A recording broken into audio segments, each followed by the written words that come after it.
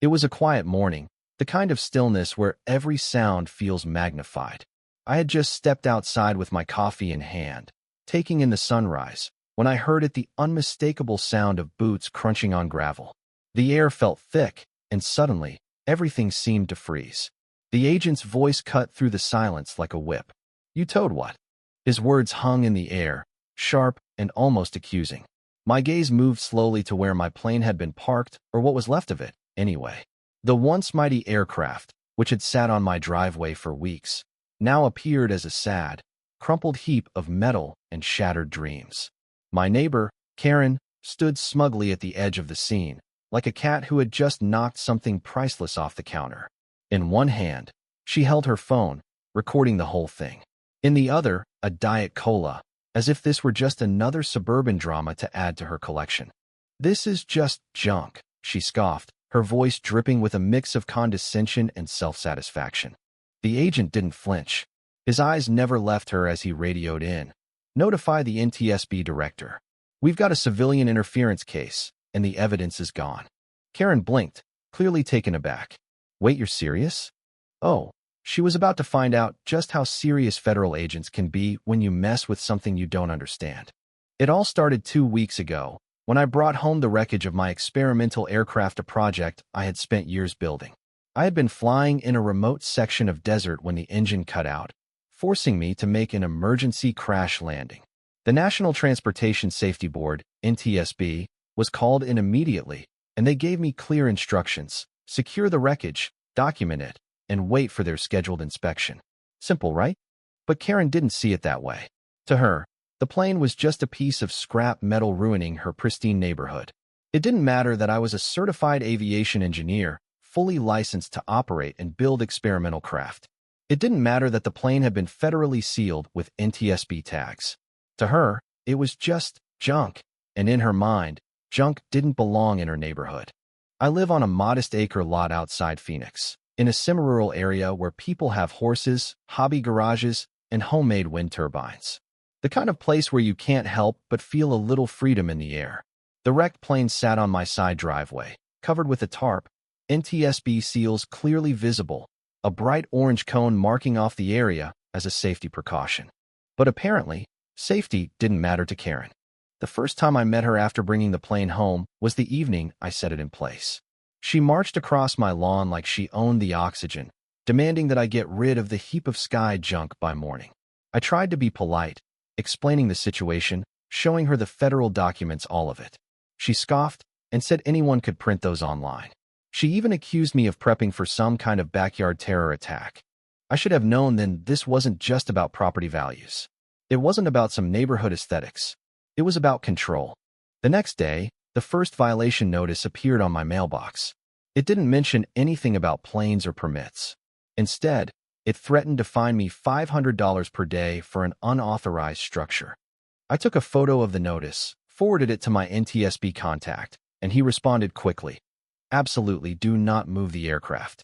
We are dispatching a field investigator." It was clear the plane was under federal protection, and tampering with it could destroy any hope of figuring out what went wrong with the aircraft, a situation that might put future lives at risk. I printed the email and handed it over to Karen the next time she came stomping up my driveway. She tore it up in front of me, dismissing it as fake. "Try harder," she said with that smirk of hers. 3 days passed, and the situation escalated. Karen began leaving rude notes in my mailbox, signed by something called the Neighborhood Aesthetics Committee. There was no such committee. Of course she'd made it up. Then, she started walking her dog past my house 6 times a day, just to glare at the wreckage. I heard rumors from a few neighbors that she'd been rallying to have me expelled from the community entirely. Greg, from across the cul-de-sac, casually told me. I told her it was none of our business. She didn't care.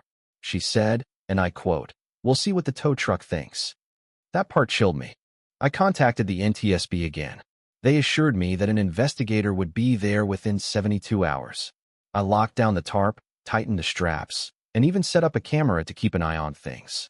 The inspection was scheduled for Saturday morning. Friday night, I went to bed with a strange feeling, an instinct telling me something was about to go wrong. But nothing could have prepared me for what happened next. 7:15 a.m. Saturday, I woke to the sound of chains clanking, metal grinding, and the unmistakable beep of a backup alarm. I ran out barefoot, spilling coffee down my shirt, and saw it. A tow truck was already half hoisting the fuselage into the air.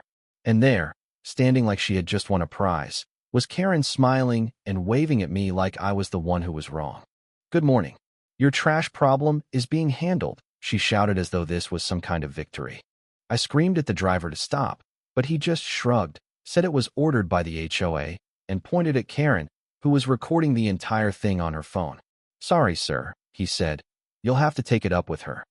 I pointed at the NTSB seals, the cones, the federal warning tags. "This is federal property. You can't just move it." But the driver didn't even look at me. Karen, on the other hand, just smirked. It was clear now that Karen had no idea what she had just done. She'd towed away a federal aircraft, a wreck that still contained crucial crash data. She had no clue she'd just triggered a federal investigation, one that would come down on her like a ton of bricks. I called the NTSB immediately, giving them the details of the tow truck. The line went silent for a moment before the agent asked the question I'll never forget. "Did anyone remove the flight recorder?" I froze.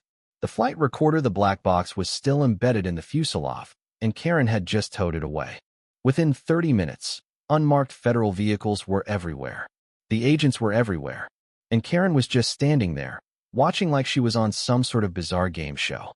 I overheard one of the agents say, "If that wreckage crosses state lines, we've got a jurisdictional mess." Another said, "If the flight data is compromised, someone's going to jail." Karen didn't understand any of this. She muttered under her breath, "They're bluffing." But her shaking hands told a different story. By noon, the neighborhood was crawling with federal agents. It looked like a movie set, with confused retirees, barking dogs, and Karen pacing back and forth in her bedroom slippers, muttering about her rights. Agent Blevins, one of the NTSB agents, approached me. "That woman just interfered with a federally protected crash investigation," she said gravely. "We don't take that lightly." They traced the tow truck to a scrapyard, where the wreckage had been dumped. The black box was gone. The next few hours were a blur of phone calls, frantic searches, and Karen's complete lack of remorse. By the time the afternoon sun was setting, Karen's whole world had come crashing down. The HOA was turning on her. Neighbors started apologizing for ever siding with her. And Karen? She was unraveling, trying to explain to anyone who would listen that she had just saved the neighborhood. But there was no saving her reputation now. And the irony? That wrecked plane, that junk she was so desperate to remove, it had potentially saved lives. It had exposed a flaw in the aircraft's design, something that could have gone unnoticed and endangered others. Karen had thought she was protecting her neighborhood, but in reality, she had just destroyed her own life. Her trial came weeks later, and by the time it was over, she was convicted on all counts: federal obstruction, evidence tampering, conspiracy. The penalty was severe: 9 months probation, a $50,000 fine, 200 hours of community service, and a permanent ban from any HOA leadership position. Her once spotless home was now a shadow of its former self. The rose garden, once manicured to perfection, had grown wild and untamed. I couldn't help but feel a strange sense of closure. Karen's reign of terror was over, and my community was finally free from her grip. And as for me, well, I moved on.